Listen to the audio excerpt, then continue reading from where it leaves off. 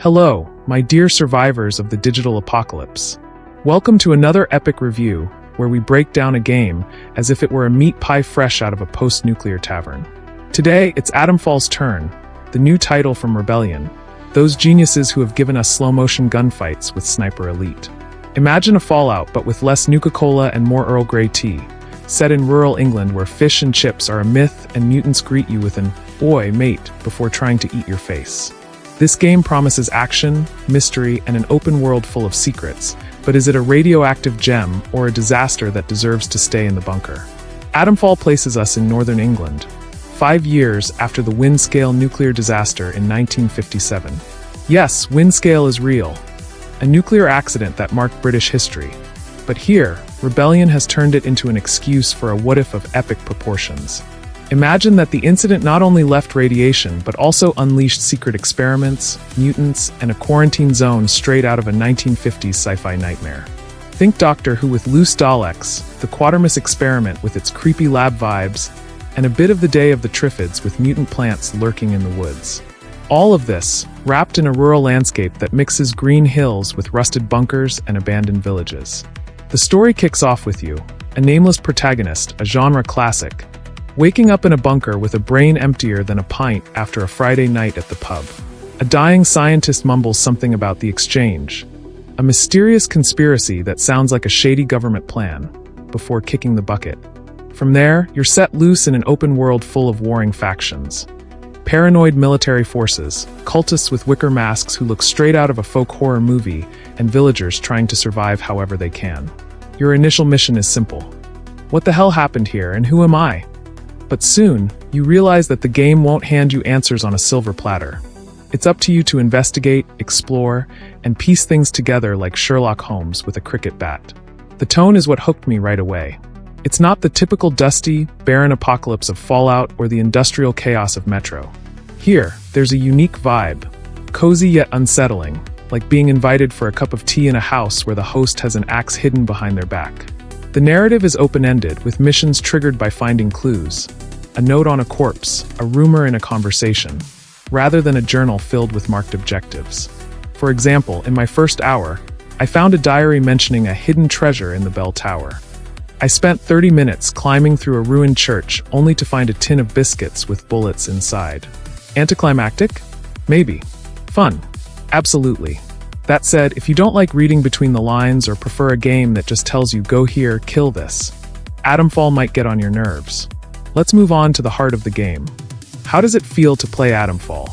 It's a first-person action and survival title with a focus on exploration, combat, and choices. Don't expect a deep RPG with skill trees like Skyrim or The Witcher.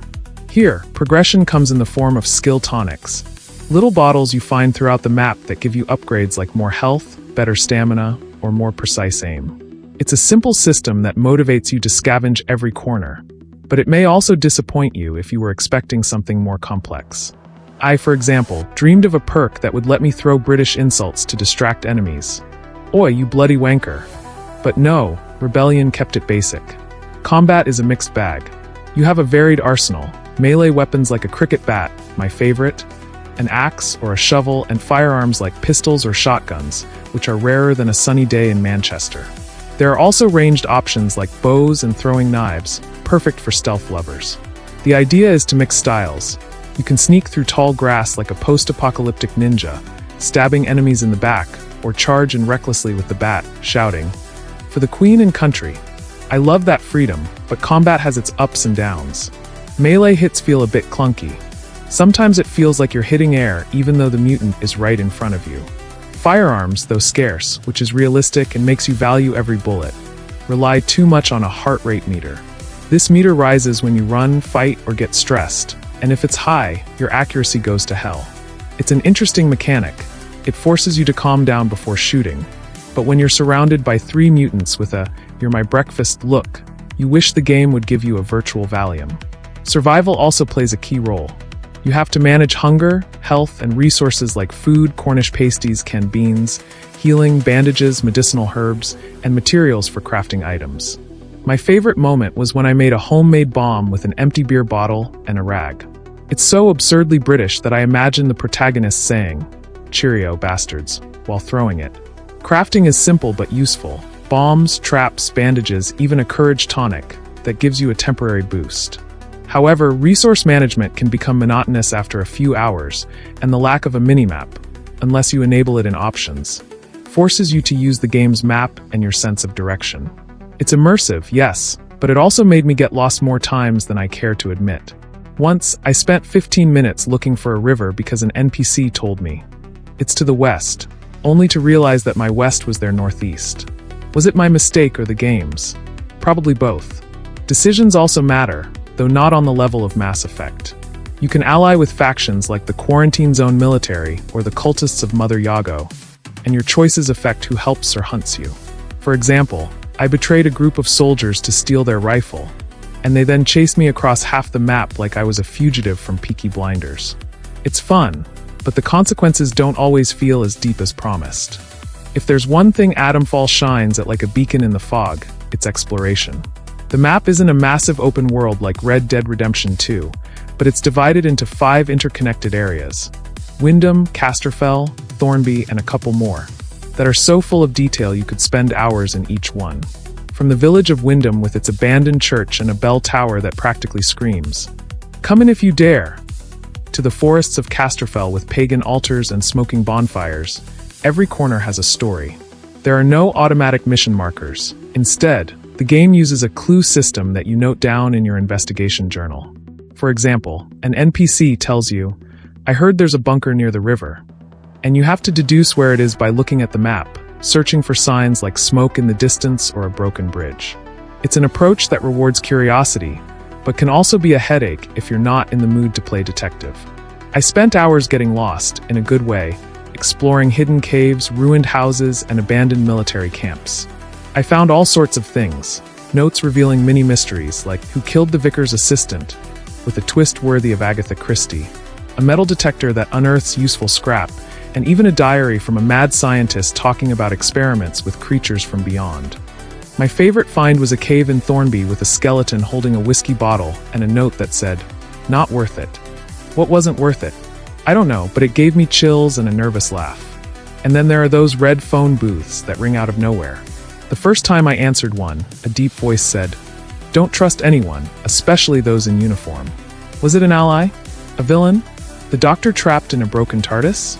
I have no idea, but it hooked me like a Netflix series. Another time, a phone booth gave me coordinates for a weapons stash, only to lead me into a cultist ambush. Was I mad? Yes. Did I love it? Also yes. The problem with so much freedom is that it's not for everyone. If you don't like reading notes, listening to rumors, or figuring things out on your own, Atomfall can feel like a puzzle with no instructions. I remember a mission where an elderly druid, Mother Yago, asked me for an herbalism book. I spent 40 minutes searching a camp full of traps and mutants, only to realize I had walked past it because it was hidden under a pile of leaves. When I finally found it, I felt like Indiana Jones, but the journey there was chaos. If you have patience, it's pure gold. If not, get ready to Google guides. Graphics and atmosphere. Rural beauty with a touch of rust and giant robots. Visually, Atomfall is an interesting contrast. It uses Rebellion's Azura engine, the same as Sniper Elite, Resistance, and you can tell it was designed to run on older consoles like PS4 and Xbox One, as well as the new ones. The exteriors are stunning. Green hills dotted with mutant sheep, cloudy skies that look like something out of a Constable painting, and a melancholic air that makes you want to take a picture. If it weren't for the radioactive zombies and giant robots patrolling the horizon. However, the resolution is sometimes low and up-close textures can look flat, like the game is saying, "Please, look from a distance." Interiors, on the other hand, are better done, with shadows and lighting that create a tense atmosphere. Entering a bunker with flickering flashlights and blood on the walls gave me Dead Space vibes, but on a lower budget. The artistic design is where Atomfall excels. The giant robots, with their spider-like legs and red lights, look like something out of a Thunderbirds episode mixed with War of the Worlds. The cultists, with their wicker masks and tattered robes, evoke the Wicker Man in a way that makes you look over your shoulder. My favorite moment was finding a red phone booth next to a burning pyre in the middle of the forest. It was so British and so creepy that I almost expected a druid to offer me a cup of tea before sacrificing me. That said, there are some notable absences. There's no day-night cycle or dynamic weather, which is a shame because a sudden downpour or a pitch-black night would have added life to the world. I also noticed some visual bugs. Once, I saw a mutant floating half a meter off the ground like he was auditioning for Harry Potter. It didn't ruin the experience, but it did make me laugh at the least appropriate moment. The sound design is another strong point that deserves its own round of applause. The soundtrack, composed of a mix of electronic synthesizers and ambient tones, has a vibe reminiscent of Resident Evil or Stranger Things. It's tense, mysterious, and fits perfectly with the feeling of exploring a world where everything could go wrong. The sound effects are solid. The crunch of grass under your boots, the hum of the metal detector, the echo of a gunshot in a cave. Although, to be honest, the weapon sounds sometimes feel generic, as if they recycled effects from other games. And the characters? The regional accents are an absolute delight. From an old man playing the guitar with a pure Yorkshire-sounding "EY up, lad," to a post-apocalyptic Queen Elizabeth II. Yes, there's an NPC who claims to be her. With a regal yet raspy tone, the voices are full of character. There's a smuggler in Casterfell with such an exaggerated Cockney accent that he seems straight out of a Guy Ritchie movie, and a cultist who threatened me with a "they'll regret crossing us," which made me laugh more than it intimidated me. The dialogues are decent, with dry humor that fits the British tone, but conversation choices don't always have the impact you'd expect. I chose to insult a soldier, and all I got was a "watch it, civvy," before he ignored me completely. Where's my dramatic showdown, rebellion? A curious detail.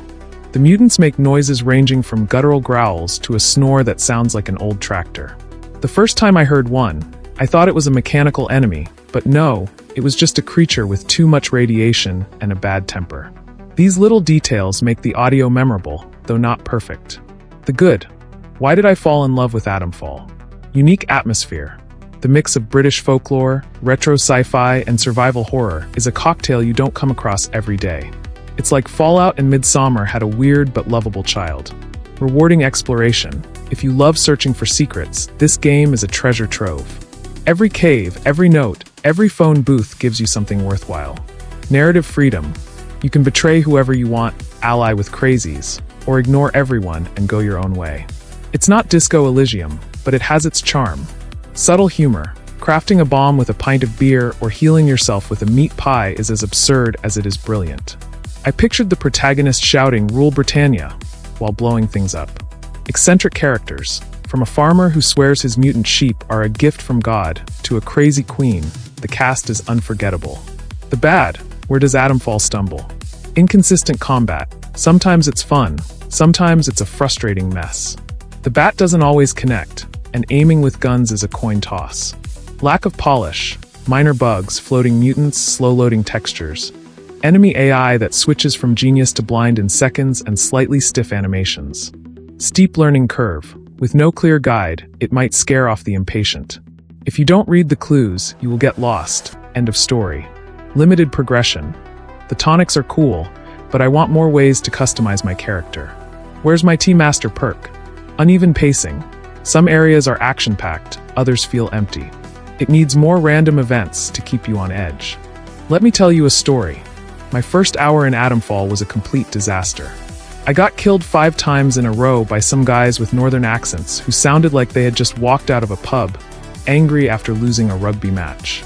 I was about to throw my controller out the window when I found a note on a corpse that read, "The vicar knew too much." Suddenly, I was climbing through a ruined church, dodging traps, and facing a mutant with a look that screamed, "I hate you for existing." When I finally solved the mystery, a ritual murder tied to the cultists, I felt like a genius. That's the charm of Atomfall. It challenges you, it frustrates you, but when everything clicks, it's pure satisfaction. Another time, I tried to negotiate with a smuggler to get a rifle. I offered him everything in my inventory: 3 cans of beans, a stale pie, and a half-empty bottle of whiskey.